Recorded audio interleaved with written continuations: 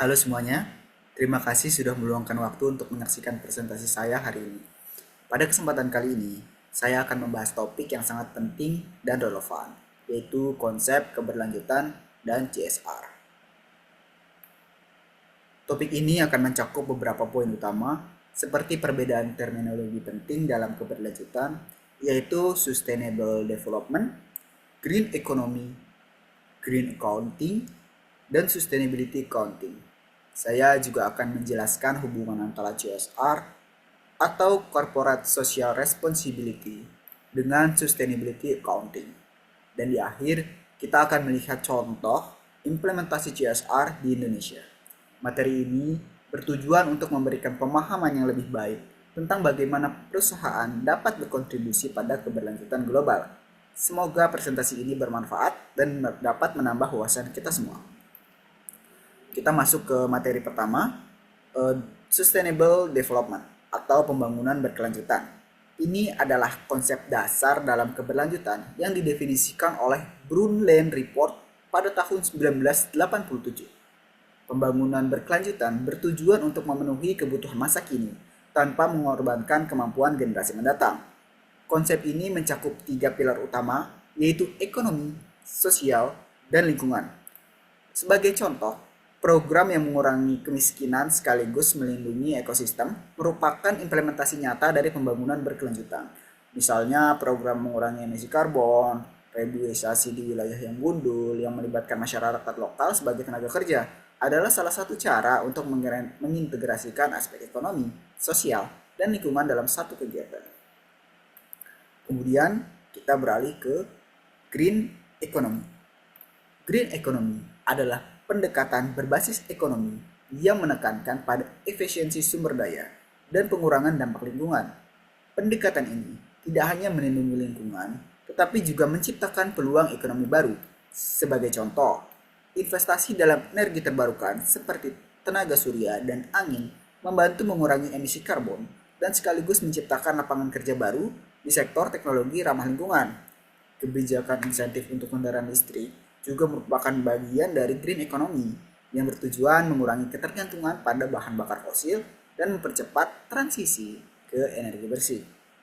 Jadi, green economy ini lebih ke sisi ekonomiknya. Kemudian, next, kita ke green accounting. Green accounting sendiri adalah sistem yang digunakan untuk mengukur dan melaporkan dampak ekonomi, sosial, dan lingkungan dari aktivitas perusahaan. Alat ini membantu perusahaan memahami biaya dan manfaat dari keberlanjutan. Sebagai contoh, mencatat biaya restorasi lingkungan akibat kegiatan tambang. Selain itu, perusahaan yang beralih dari bahan bakar fosil ke energi terbarukan akan mungkin akan menghadapi biaya awal yang tinggi. Namun, dalam jangka panjang, perusahaan tersebut dapat menghemat biaya energi sekaligus mengurangi emisi karbon. Dengan demikian, green accounting akan memberikan data yang penting untuk pengambilan keputusan yang lebih bijak. Kemudian kita ke sustainability accounting. Sustainability accounting atau akuntansi berkelanjutan lebih fokus pada pelaporan dampak kepada pemangku kepentingan. Pelaporan ini mencakup data tentang dampak keuangan, sosial, dan lingkungan dari aktivitas perusahaan. Misalnya, sebuah laporan keberlanjutan dapat mencakup data tentang pengurangan emisi karbon, efisiensi penggunaan air, atau inisiatif sosial yang mendukung pendidikan masyarakat. Dengan sustainability accounting, perusahaan dapat memberikan transparansi, menunjukkan komitmen mereka terhadap keberlanjutan yang semakin penting di mata para investor, pelanggan, maupun masyarakat. Jadi, sebagai kesimpulan untuk bagian ini, sustainable development adalah tujuan besar dari keberlanjutan. Green economy adalah pendekatan ekonominya. Green accounting adalah alat pengukuran dampak sosial dan lingkungan. Kemudian sustainability accounting adalah alat pelaporan yang lebih mendalam. Semua konsep ini saling melengkapi dalam membangun dunia yang lebih berkelanjutan. Oke. Sekarang mari kita bahas hubungan antara CSR atau Corporate Social Responsibility dan Sustainability Accounting.